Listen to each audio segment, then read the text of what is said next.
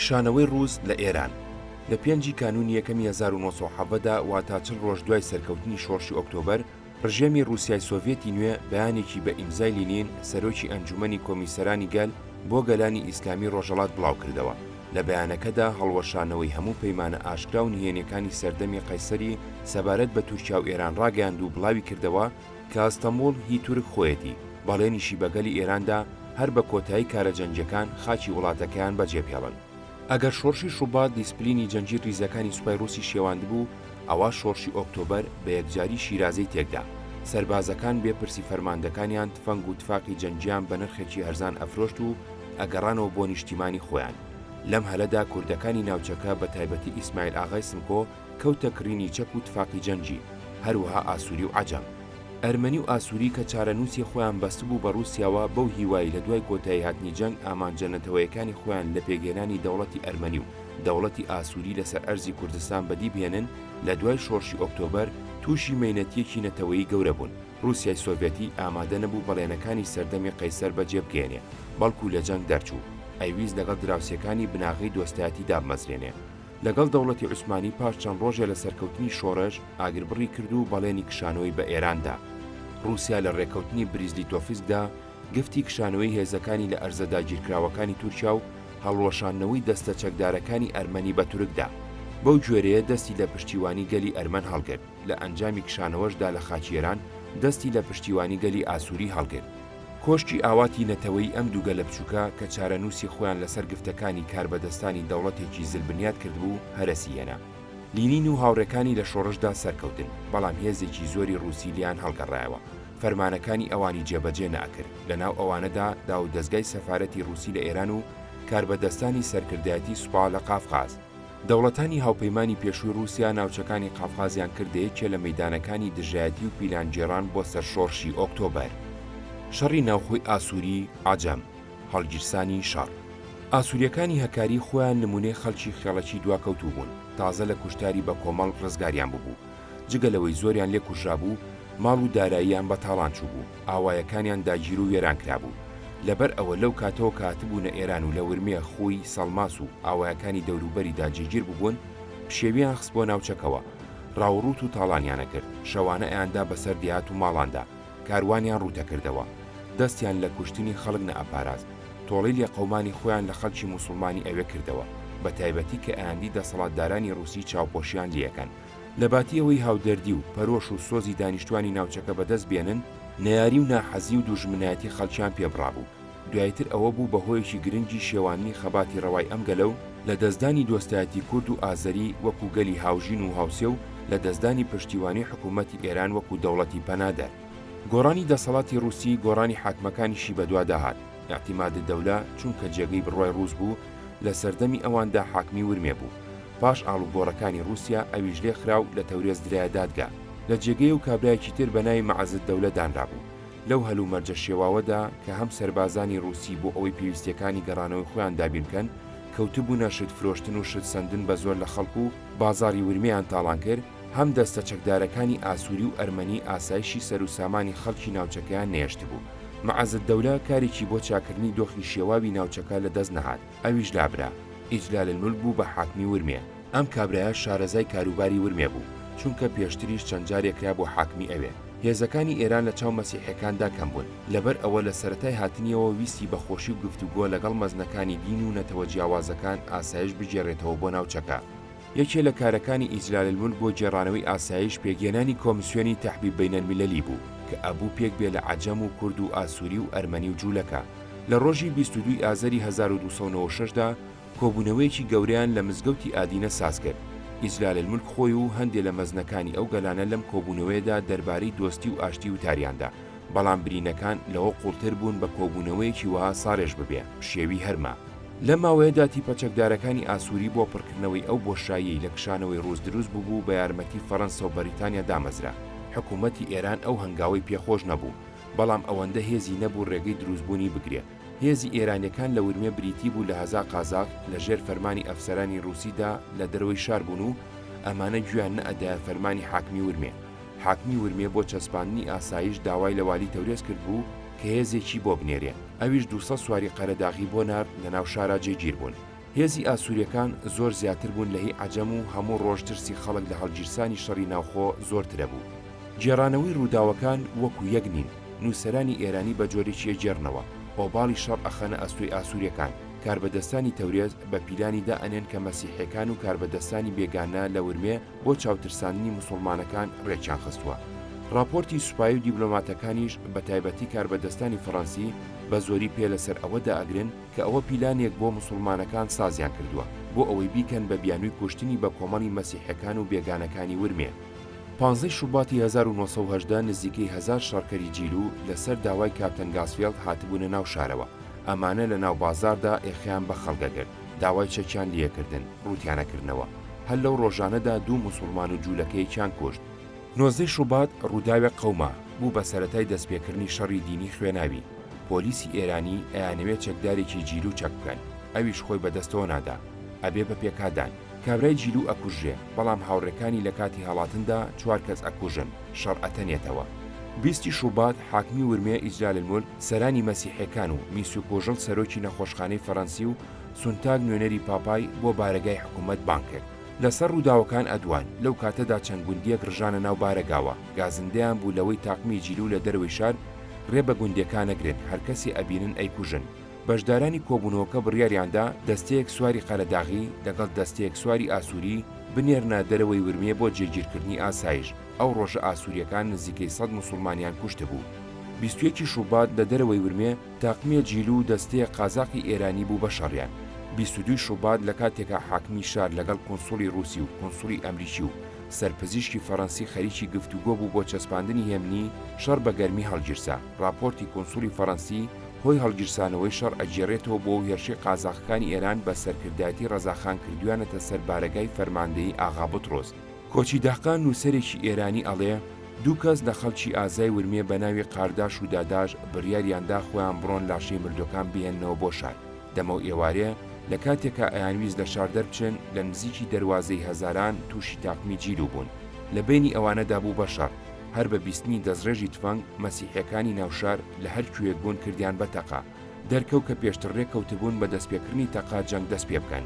22 شوبات واتە ڕۆژی دوایتر شەڕگەرمتر بوو. ئاسووری گەڕەکی عەجەمەکانیان دایە بەرتۆپ. سوارەکانی قەرەداغی کە بۆ پاراستنی شار هاتبوون ئەگەرچی لە ڕۆژی یەکەمی شەڕدا بەشدار بوون، بەڵام ڕۆژی دووەم کە تۆپباران دەستی پێکرد بە کۆمەڵ لە شار هەڵاتن بەرەو سەڵماز، لەوێوە گەڕانەوە بۆ تەورێز و قەرەداغ. قازاقەکان بنکەکەیان لە دەروی شار بوو، لە ژێر فەرمانی ئەفسەرانی رووسیدا بوون، بەڵام ڕۆژی یەکەمی شەڕ هاوکاری موسڵمانەکانیان کرد بوو. ئاسووریەکان هەڵیان کوتایە سەر بارەگای قازاقەکان، هەندێکیان لێ کوشتن و ئەوانی تریشیان ڕیان کرد، چەک و کەلوپەلەکانیان کەوتە دەست ئاسووریەکان. پاژنیوەڕۆی هەمان ڕۆژ تاقمێ لە ئاخوند و مەزنەکانی شار بۆ ڕاگررتنی شەڕ و پێگەێنانی ئاشتی خۆیان هاویشتە ماڵی مارشیمۆنی پێشەوای دینی ئاسووریەوە. مارشیمۆن گفتی ڕاگررتنی شەڕی پێدان، ئەوانیش بە خەڵکی ورمیان گوت شەڕ ڕابگرن و خۆیان بەدەستەوە بدەن.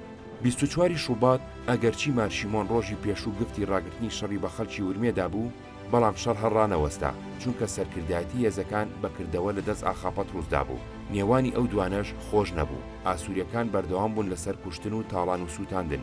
بەیانی ئەو ڕۆژە تاقمێ لە گەورەکانی ورمێ بە سەرۆکایەتی عەزیمە سەڵتەنە سەردار خۆیان هاویشتە ناو کۆنسوڵگەی ئەمریکیەوە بۆ ئەوەی داوا لە میستەر شید بکەن هەوڵی ڕاگررتنی شەڕ بدا. بە قسەی نووسەرەکانی ئەو سەردەمە ئەڵێن هەر لەو ڕۆژەدا 10,000 کەس پتر کوژراون.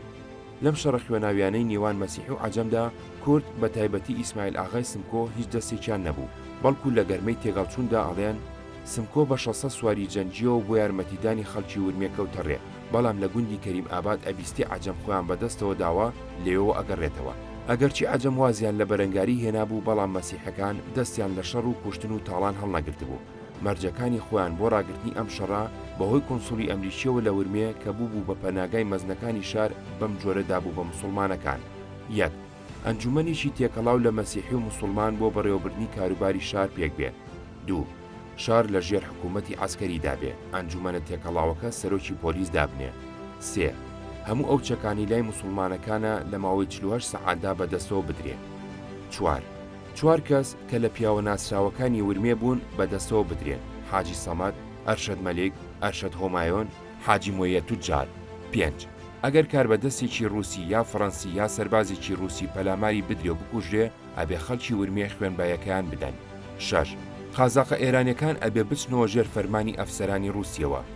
خواستەکانی مەسیحەکان ئەگەرچی قورس و زاڵمانە بوون، بەڵام دەری ئەخەن کە لەو ڕووداوانەدا دەستی کوردی تێدا نەبووە، بەڵکو ناکۆچی ئەوان لەگەڵ عەجەم بووە. مەسیحەکان دەستیان بەسەر ورمێدا گرت، هەلومەرجی ناوچەکە بە پشێوی و ئاڵۆزاوی مایەوە. گوندەکانی دەوری ورمێ تووشی کوشتن و تاڵان بوون. ئاوایە موسڵمان نشینەکان بە زۆری چۆڵ و وێران بوون. کۆمیسیۆنی 16 کەسی تێکەڵاو پێگات. عەزیم ئەلسەڵتەنە سەردار بوو بە حاکمی ورمێ و ئاغا بطرۆس بەرپرسی ئاسایشی لادیەکان و ئیبراهیم خانی ئەرمەنی بووە بەرپرسی ئاسایشی شار. بەهۆی تێکچوونی ئاسایشی ناوچەکەوە گرانی و قاتوقڕی بە جۆرێ داکەوتبوو کە هەندێک لە برسیەکان نانیان بەدەست هەر کەسێکەوە بدیە پەلاماریان ئەدا و بە زۆر لیان ئەسان. دەحقان ئەڵێ لەو کاتەوە کە حکوومەتی شارکەوتە دەست مەسیحەکان 5 ئەسفەند تا دوای ئەو مانگە کە ڕووداوی ناخۆشتر قەوما دۆخی ورمێ بەم جۆرە بوو. دێهاتی موسڵمان نشین تاڵان و چۆڵ بوو، نیشانی ژیان و ئاوەدانیان تێدا نەئەبینرا. کۆڵان و مزگەوتەکانی شار پڕبوون لە هەڵاتوانی گوندەکان. جیلو ڕۆژ بە بیانووی گەڕان بە دوای چەکدا هەر کەلوپەلێکیان بەدڵ بووە ئەیان برد. ماڵخۆی ئەگەر بەرهەڵسی بکردە ئەیان کوشت. قاتوقڕی و برسێتی بێوێنەش لە لایکی ترۆ خەڵکی بۆ مردن ئەنار. لەم 20 و چەند ڕۆژەدا شەوان بەڕاستی کاتی مەحشەر و قیامەت بوو. 1-2 سەعات کە لە شەوڕە ئەبورد لە چەند لای شارەوە دەنجی واوەیلا بەرزە بووە. دانیشتوانی ئەو ماڵانی کە جیر و هێرشیان کرد بۆ سەر ڕان ئەکردە سەربان و لەوێەوە بە دەنجی بەرز هاواریانە کرد. داوای یارمەتیان لە خەڵکە کرد، بەڵام چی ئەیوێرا لە ماڵ دەربچێ. مەئمورەکانی شارەبانی و ئەمنیەتی شاریش کە گویان بەم ناڵە و هاوارانە ڕاهات بوو، هیچ گویان نەئەدایە ئەم هەموو گریان و زاری و ناڵە و هاواری خەڵک. جیر و پەلاماردەرەکان بە خەیاڵی ئاسوودەوە هەر کەسێکیان بیویستایە ئەیان کوشت، هەرچیەکیان بیویستایە ئەیان برد، هەندێک جار ماڵەکانیشیان ئەسووتان. بازار کە دوو جار لەلایەن ڕووسەکانەوە تاڵان کرابوو ئاگری تێبەردرا بوو. هێشتا بە تەواوی ئاوا نەبوو بۆەوە سەر لە نوێ تاڵان کرایەوە. تەقینەوەی ناکۆچی لە نێوان مەسیحی و عەجەمدا و گۆڕانی بە شەڕی خوێناوی مەسیحەکانی ناچار ئەکرد کە هەوڵ بدەن بۆ ڕاستکردنەوەی هاوسەنگی هێزەکانی خۆیان و عەجەم هێزی کورد بەلای خۆیاندا ڕابکێشن، بە تایبەتی چونکە ژمارەی مەسیحی لە چاو ژمارەی عەجەمدا ئەوەندە کەم بوو لە بەراوردکردن نەئەهات.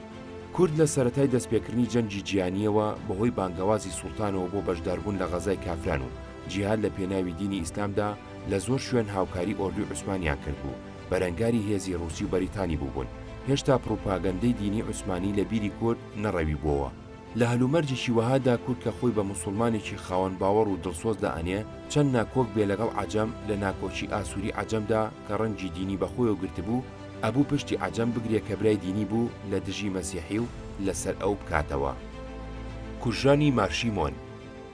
مارشیمۆن پەیوەندی لەگەڵ ئیسماعیل ئاغا کرد بۆ ئەوەی پێکەوە گفتوگۆ بکەن. سمکۆ ئەوسایەکێ بوو لە کوردە هەرە ناسراوە دەسەڵاتدارە بەهێزەکانی ناوچەکە. بارەگاکەی لە گوندی چەهرێق حکوومەتێکی بچووک بوو. لەگەڵ مارشیمۆن ڕێکەوتن لە ساڵماز بە چەند ناوی تریشەوە ناوەبرێ، کۆنەشار، شاهپور، دیلمان یەکتری ببینن. ئەم ژوانە بوو بە کوشتاری مارشیمۆن و دەست و پەیوەندەکانی. کسووری کوژانی مارشیمۆن بەم شێوەیە ئەجێڕێتەوە. وەکو وتمان مارشیمۆن لە بیری هەڵخەڵەتاندنی سمکۆدا بوو، پەیامی بۆ نار لە جێک پێکۆدا بنیشن و گفتوگۆ بکەن. وا دانرا ئێوارەی ڕۆژی شەما 25 ئەسفەند 3 جەمادیسانی هەردوو بچنە کۆنەشار لەوێ لە خانوویەکدا پێکۆدا بنیشن. کە ئەو ڕۆژە گەیشت مارشیمۆن بە شکۆ ئارایشەوە کەوتە ڕێ. خۆی لە گالیسکەکەدا دانیشت و 140 سواری هەڵبژاردەی ئاسووری بەڕەخت و هەوساری لێکچووەوە پاش و پێشیان لێگرت بوو. کە گەیشتنە کۆنەشار مارشیمۆن دابەزی و چۆ ناو خانۆکە، سوارەکانیش دابەزین و هەر یەکەیان جڵەوی ئەسپەکەی خۆی گرتبوو بەڕاوەستاوی. لەولا شەوە سمکۆ لەگەڵ چەند کەسێ لە سوارە هەڵبژاردەکانی هات، بەڵام ڕای سپارد بوو کە دەستەیەکیش لە دوای ئەوە بێن. دوو بە دوو کە دانیشتن مارشیمۆن کەوتە قسە. ئێمە هەموو قسەکانی ئەو نازانین.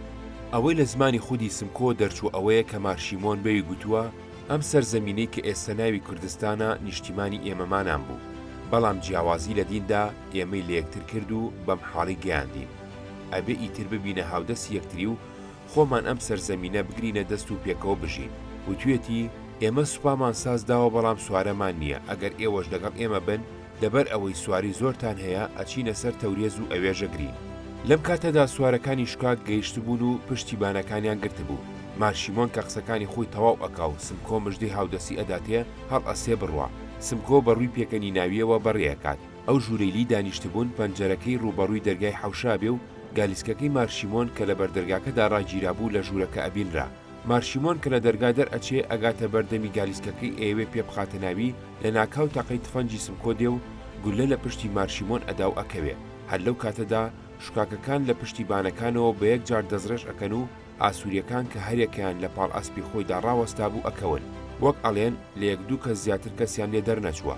مارشیمۆن کە بە گولەی سمکۆ کەوتبوو هێشتا گیانی تێدا مابوو. عەلی ئاغای برای سمکۆ گولەیەکی تری پێوە ئەنێ و بێگیانی ئەکا.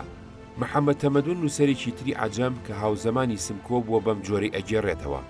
لە ڕۆژی 28 جەمادی ئەوەلی 1336 کۆچی 25 ئەسفەندی 1296 شەمسی مارشیمۆن پێشەوای گەورەی جیرۆکان نەستوری نەسرانی بۆ دروستکردنی پەیوەندی باش و یەکگرتووی لەگەڵ کورد ئەچێ بۆ لای ئیسماعیل ئاغای سمکۆ سەردەستەی ژمارەیەکی زۆر کوردی چەکدار بۆ سەڵماس کۆنەشار شاپوری ئێستا.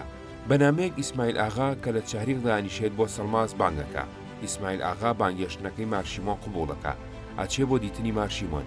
لە نێوان مارشیمۆن و ئیسماعیل ئاغادا دەربارەی بەرنامەی دروستکردنی پەیوەندی هاوکاری دۆستانە و هاوبەش لەگەڵ هێزە چەکدارەکانی مەسیحیەکان و زنجیرەیە گفتوگۆ سەبارەت بە پاشەڕۆژی کۆمەڵایەتی و سیاسی و ئابووری ئازەربایجانی غەربی بازەکەن. پاش تەواوبوونی گفتوگۆ مارشیمۆن بە نیازی گەڕانەوە دێتە دەرێ ئەوێ سواری دروشکە ببێ.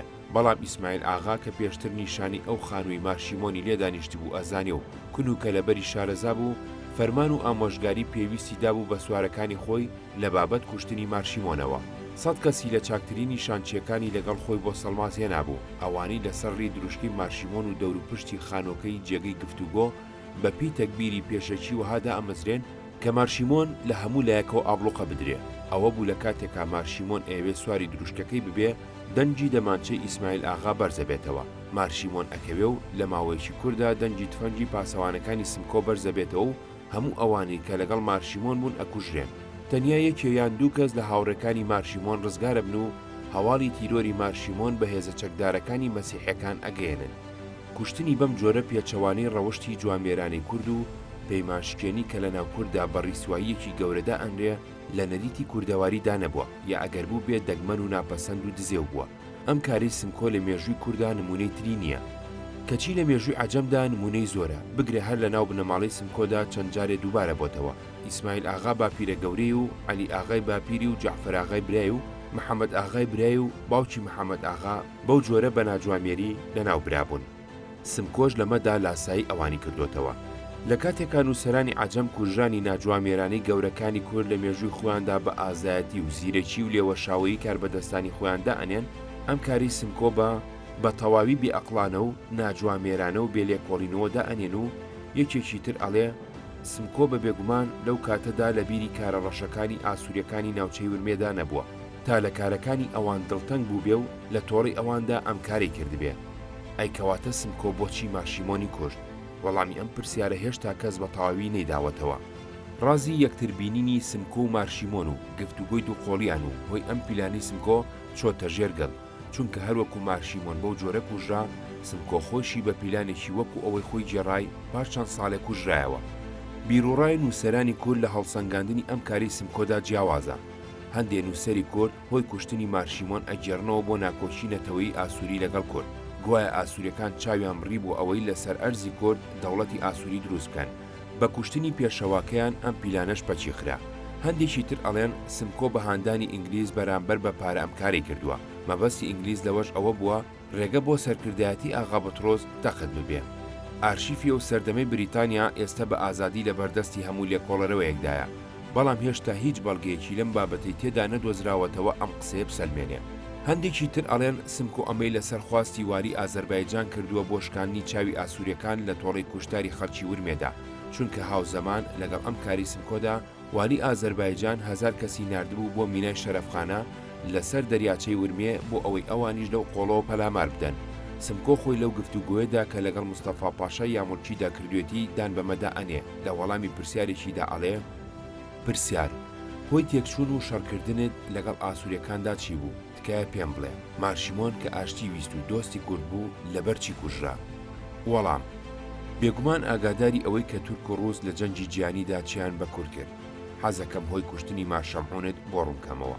لەو هەرایی لە باکووری کوردستاندا لە نێوان تورک و ئەرمەنیدا ڕوویدا ئاسووریەکان چوونە پاڵ ئەرمەنیەکان و یارمەتیاندان.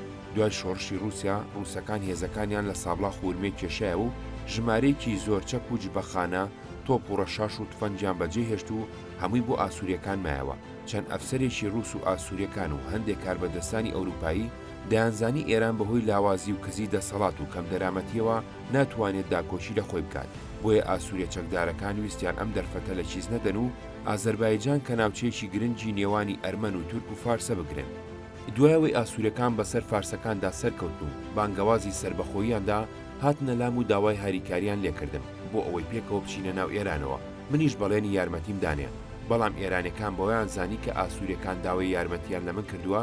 نوێنەرێکی ئێران هات و داوای لێ کردم کە پشتی ئاسووریەکان نەگرم و بەرامبەر بەمە بەڵێنی پاداشت و چاکەدانەوەیان دامێ. لەبەر ئەوەش دەمزانی ئاسووریەکان نیازیان وایە باکووری کوردستان بخەنە ژێر کێفی خۆیانەوە لاگیری بکەن، بۆیە مارشەمعونم کوشت. ئێرانەکانیش لە بەڵێنی خۆیان پاشگەز بوونەوە، بۆیە منیش پەلامارمدان و ورمێم گرت و کاربەدەستانی خۆمم لێ دامەزران.